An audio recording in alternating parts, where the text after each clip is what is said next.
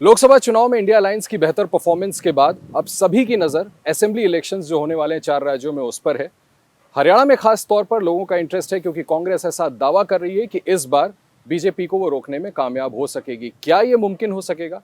किन मुद्दों पर कांग्रेस इस बार चुनाव में जाने वाली है? इस पर एक्सक्लूसिवली बात करने के लिए एबीपी न्यूज के साथ कांग्रेस के वरिष्ठ नेता, हरियाणा के पूर्व मुख्यमंत्री भूपेंद्र सिंह हुड्डा साहब है। सर, बहुत बहुत शुक्रिया धन्यवाद। वक्त देने के लिए एबीपी न्यूज को। धन्यवाद। हुड्डा साहब, जैसा मैंने जिक्र किया कि लोकसभा चुनाव में इंडिया अलायंस ने बेहतर परफॉर्मेंस किया, आप सरकार बनाने से जरा सा रह गए, लेकिन सर उसका रिफ्लेक्शन आपको लगता है असेंबली पे आएगा, फायदा होगा? क्या उम्मीद है आपको? नहीं, देखिए, जो जहाँ तक लोकसभा का चुनाव है, हरियाणा में चुनाव हुआ, उससे लोगों ने साफ संकेत दिए हैं कि हरियाणा, जहाँ तक हरियाणा का सवाल है, चुनाव में जो होने वाले चुनाव हैं हरियाणा के समय, उसमें छत्तीसगढ़ ये फैसला कर चुकी है सरकार कांग्रेस की बनाएंगे, क्योंकि जो इंडिया अलायंस है उसका वोट शेयर जो है हाईएस्ट हरियाणा में मिला है। 47.62% हमारे को मिला है तो वोट शेयर, जो कि हाईएस्ट इन कंट्री है इंडिया अलायंस का। और 10 हमारे पार्लियामेंट्री क्षेत्र हैं, हर पार्लियामेंट्री क्षेत्र में बीजेपी का वोट बैंक घटा है, कांग्रेस का बढ़ा है। 90 असेंबली कॉन्स्टिट्यूंसी हैं, 90 के 90 में बीजेपी का वोट शेयर घटा है पिछली बार के मुकाबले में, और हमारा बड़ा है। बीजेपी के जो थे 58 थे वो घट गए, उनके तो 12% घटे हैं वोट, और हमारा 20% के करीब बढ़ा है। तो एक क्लियर सा संकेत आता है, इन्हीं चीज़ों से अंदाजा लगाया जा सकता है कि लोग बन बढ़ा चुके हैं कि हरियाणा में कांग्रेस की सरकार बनाएंगे। नए मुख्यमंत्री से कोई मुकाबला मानते हैं सर? नहीं, व्यक्ति बनी है, वो तो अपनी एंटी इनकम्बेंसी बचाने के लिए मुख्यमंत्री बदल दिया। ये मुख्यमंत्री के चेहरे बदलते रहेंगे, लोगों ने फैसला किया इनको ही बदलेंगे। आपको लगता है एंटी इनकम्बेंसी से बचने के लिए इन्होंने हाँ, मुख्यमंत्री बदला? बिल्कुल। और नहीं तो कोई औचित्य नहीं था, लेकिन अब लोगों ने फैसला करा है इनको ही बदलेंगे। सर, सैनी साहब को मुख्यमंत्री बना करके ऐसा लग रहा है कि बीजेपी एक सामाजिक समीकरण को साधने की कोशिश कर रही है। कांग्रेस के बारे में कहा जाता है कि आप जाट पॉलिटिक्स पे ज्यादा, आपके बारे में क्या नॉन जाट्स को फोकस ऐसा है, करने के लिए ये कुछ? आप लोगों की गढ़ी हुई कहानियां हैं। कोई जाट नॉन जाट नहीं है। अब मैं हूँ, मेरा परिवार कांग्रेस का है, 36 बरादरी का है। कोई एक बात बताइए मेरे को, एक गांव में सड़क बनेगी तो 36 बरादरी जाएंगी ना उस पर, या अलग अलग जाएंगे? एक गांव में स्कूल बनेगा तो सबके बच्चे पढ़ेंगे ना। अगर स्टेट का विकास होगा तो सबको फायदा होगा ना। इसी तरह जब 2014 में हमने कांग्रेस ये सरकार छोड़ी, उस टाइम हरियाणा प्रति व्यक्ति आय में, प्रति व्यक्ति निवेश में, कानून व्यवस्था में, नौकरी देने में, खेल और खिलाड़ी में पूरे देश में नंबर 1 था। आज किस चीज़ में नंबर है?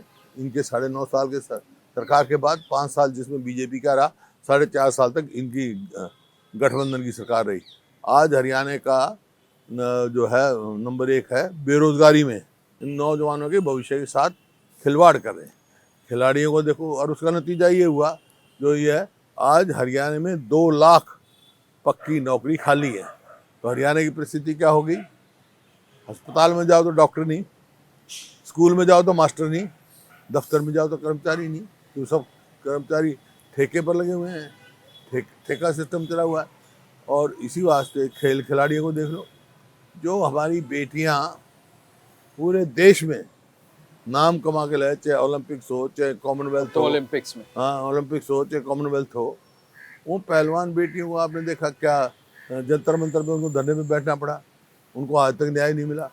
जो खेल नीति ही हमारी, पदक लाओ और पद पाओ, वो इन्होंने बदल दी। आज तक एक डीएसपी नहीं लगाया, ऐसा कोई वो नहीं किया। तो इस वजह से इस सरकार से हर वर्ग जो है विमुख है। किसान की बात है, किसान के लिए कहा गया कि 2022 तक हम आमदनी दुगनी कर देंगे। आमदनी तो दुगनी कर नहीं पाए, लागत कई गुना कर दी। अब देखो 2014 में डीजल का क्या भाव था, खाद का क्या भाव था, कीटनाशक दवाइयों का क्या भाव था। इन पे हरियाणा में किसी पे टैक्स नहीं था हमारे समय में, और वैट डीजल पे 9% के करीब था, इन्होंने 17-18% कर दिया स्टेट ने। केंद्र के हिसाब से बढ़ा, आज डीजल का भाव देख लो क्या है। तो इस हिसाब से लागत तो कई गुना बढ़ गई, आमदनी बढ़ी नहीं किसान की। और यही कारण है कर्जा बढ़ता जा रहा है किसान पर।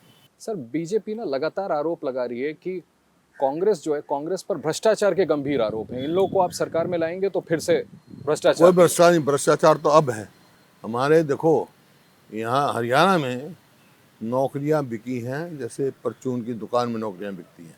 और ये मैं नहीं कह रहा, HPSC के दफ्तर में करोड़ों रुपए पकड़े गए। सबॉर्डिनेट सर्विसेज के चेयरमैन की ऑडियो पकड़ी गई, वो बदलना पड़ा। HKRM का जो ये कौशल रोजगार निगम का MD, उसके यहाँ करप्शन का तो अड्डा ये बना हुआ है। ये चला रखा है ना परिवार पहचान पत्र, प्रॉपर्टी ID, केवल उससे भ्रष्टाचार है। और एक के बाद एक घोटाला, कहीं रजिस्ट्री घोटाला, कहीं माइनिंग को घोटाला। माइनिंग घोटाला में तो सुप्रीम कोर्ट तक कह चुकी, यमुना का रास्ता ही बदल दिया कितना बार। एक के बाद एक घोटाला किया है।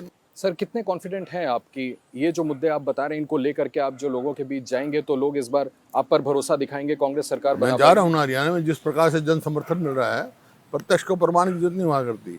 मेरा भी राजनीति में बहुत तजुर्बा है। 36 बिरादरी का जिस प्रकार से जन समर्थन मिल रहा है, जो लोकसभा का चुनाव आया और जो वोट शेयर हमारा मिला है, उसके आधार पर मैं कह सकता हूँ लोगों ने मन बना रखा है कांग्रेस पार्टी की सरकार बनाएंगे। सर एक बात आपने अभी बड़ी महत्वपूर्ण कही, हालांकि आपने कहा कि ये मीडिया एक छवि बनाती है, फिर भी मैं दोबारा आपसे पूछ लेता हूँ, क्या भूपिंदर सिंह हुड्डा साहब इस आरोप को नकारते हैं कि वो जाट पॉलिटिक्स ही नहीं कर रहे हैं, बाकी लोगों के लिए भी, नॉन जाट्स के लिए आप क्या कर रहे हैं सर? कांग्रेस पार्टी क्या कर रही है? नहीं, आप ये अब OBC की बात करते हैं। आप जो बैकवर्ड क्लासेस के जो क्रीमी लेयर हमारे समय में 8 लाख था, इन्होंने घटा के 6 लाख कर दिया। 6 लाख का मतलब ये हुआ, और उसमें खेती से आमदनी जोड़ दी। उसका मतलब ये हुआ कि जो 5.5-6 साल तक जो लोग वंचित रह गए, उनको MBBS में एडमिशन नहीं मिला, उनको इंजीनियरिंग कॉलेज में एडमिशन नहीं मिला, नौकरी नहीं लग सकी। अब जो ये जो कौशल रोजगार निगम लगा रखा है, उसमें रिजर्वेशन है ही नहीं, ना OBC की है, ना शेड्यूल कास्ट की है। ठेके पे दे रहे हैं, विदाउट रिजर्वेशन कर रहे हैं। तो ये तो लोग समझते हैं। असली जो है SC-BC की पार्टी तो कांग्रेस ही है। जहाँ तक मेरा सवाल है, मैं तो एक परिवार में स्वतंत्रता सेनानी परिवार में पैदा हुआ हूँ। मेरा दादा स्वतंत्रता सेनानी था, मेरे पिताजी स्वतंत्रता सेनानी थे, सारी जवानी उनकी जेल में गई। हम देश के लिए सेवा की है, और सब जातियाँ बराबर हैं हमारे लिए। ये बड़ी बात आप कह रहे हैं सर कि सारी जातियां बराबर है। सर आपको क्या लगता है ये जो नॉन जाट नहीं सर, मैं बीजेपी की बात कर रहा हूँ, जो बीजेपी फोकस कर रही है दूसरी जातियों पे ज्यादा, उससे क्या राजनीतिक नुकसान हो सकता है? बीजेपी का लोग समझ चुके हैं, कभी धर्म के नाम पे, कभी जात के नाम पे नहीं, लोग काम देखते हैं भाई। लोगों ने फैसला किया है, लोगों ने 10 साल का जो हमारे कार्यकाल था वो काम देखे हैं, और 10 साल में इनके देखे हैं क्या किया इन्होंने। इनकी कोई उपलब्धि नहीं है। एक मेट्रो का पोल नहीं बढ़ाया। 81 किलोमीटर मेट्रो हम बना के गए थे, दिल्ली से बादरगढ़, दिल्ली से गुड़गांव, दिल्ली से बल्लभगढ़। इन्होंने 1 इंच नहीं बढ़ाया।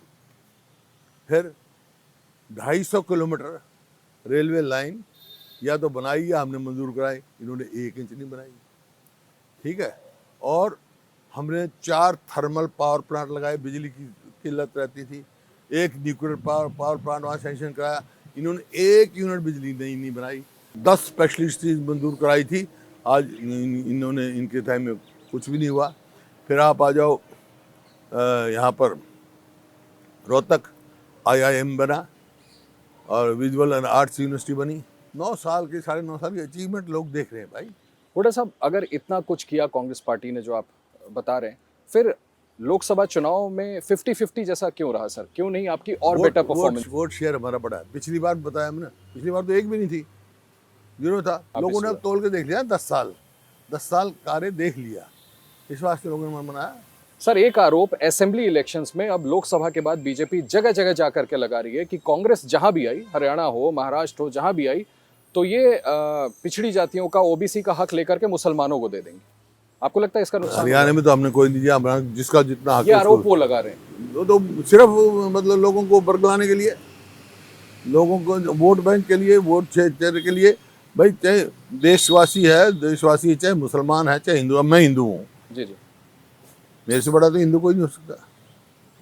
फिर लेकिन सबका सम्मान करता हूँ, जिसका जो अधिकार है वो देना चाहिए।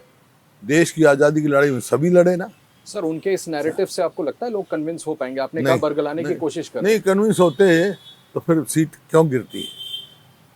एक बात है, नतीजा आया है, फिर 0 से 10 से 5 क्यों आती है हरियाणा में अगर कन्विंस होते हैं? हुड्डा साहब, पिछले चुनाव की तरफ आपको ले जाना चाहता हूँ। जेजेपी ने कांग्रेस के साथ सरकार नहीं बनाई थी, उससे काफी नुकसान हुआ था। इस बार बीएसपी और आईएनएलडी एक साथ आ गए। क्या ये राजनीतिक समीकरण आपको नुकसान देखिए पहुंचाएगा? देखिए, जेजेपी की बात करें ना आप, जेजेपी जो पिछला चुनाव हो रहा था तो बीजेपी तो कह रही थी हम 75 पार करेंगे, और जेजेपी कह रहे थे इनको यमुना पार करो। बीजेपी को स्वार्थ में दोनों यार बन गए, गठबंधन सरकार बना ली, प्रदेश को लूटने का काम किया।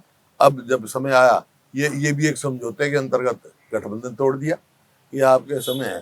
तो ये जो आप बात कह रहे हो, लोकसभा के चुनाव में साफ संकेत आ गए हैं कि मुकाबला कांग्रेस और बीजेपी में है। वोट काटो, उनको कोई वोट देने वाला नहीं लोकसभा। आईएनएलडी और बीएसपी सर, देखा ना आपने, 1% वोट भी नहीं आई लोकसभा में। जिस पार्टी की 1% वोट भी नहीं आई, जो संगठन में मतलब डिप्टी चीफ मिनिस्टर वो रहे, उनकी नॉट इवन 1%।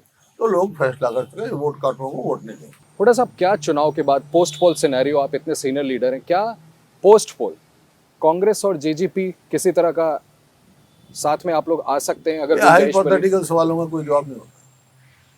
कांग्रेस खुद में सक्षम है, क्यों साथ में आएगी? और अभी से क्या उसका सवाल खड़ा हुआ है? सर, चुनाव जीते तो मुख्यमंत्री कौन होगा? भूपेंद्र सिंह हुड्डा साहब या दीपेंद्र हुड्डा साहब? ऐसा है, चुनाव जीतेगी पार्टी, पार्टी के विधायक और हाईकमांड फैसला करेगी कौन मुख्यमंत्री हो। अच्छा, उसके पहले कोई चेहरा आप नहीं देंगे? कांग्रेस के अपनी पद्धति है, कांग्रेस का अपना है, विधायक फैसला करते हैं और फिर हाईकमांड फैसला करती है। क्योंकि आपने बोला था सर कि आपका आखिरी चुनाव है, तो लोग तो जानना चाहेंगे कि हुड्डा साहब मुख्यमंत्री या छोटे? मैंने बताया ना, मैं इशारा तो कर दीजिए sir. I am neither retired not tired. Party फैसला करेगी, मैं चुनाव लड़ रहा हूँ, पार्टी मेरे को सेवा का मौका देगी, मैं करूंगा।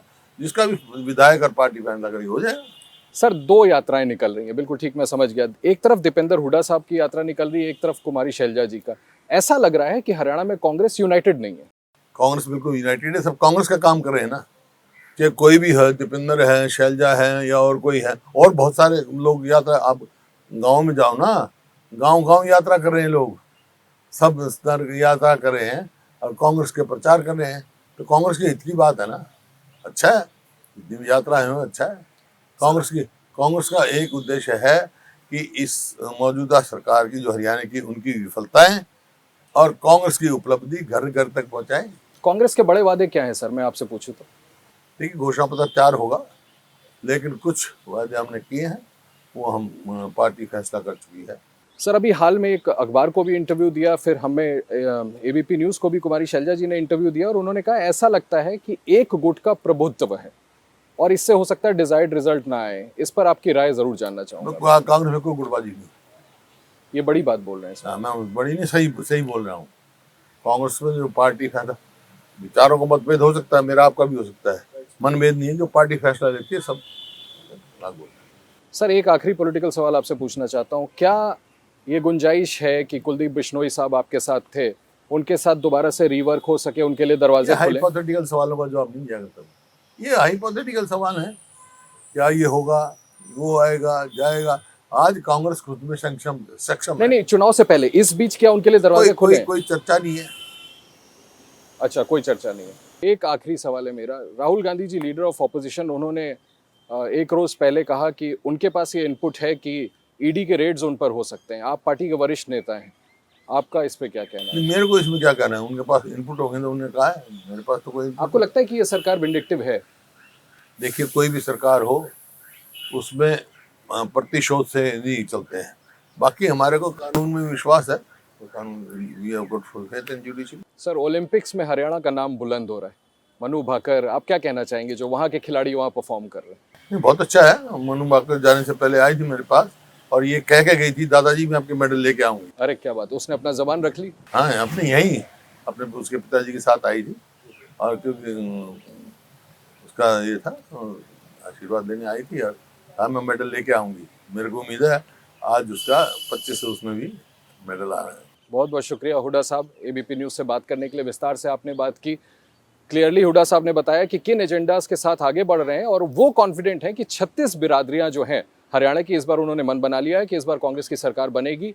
पार्टी में कोई गुटबाजी नहीं है, मनभेद हो सकते हैं, लेकिन सभी लोग मिलकर के कांग्रेस के लिए काम कर रहे हैं।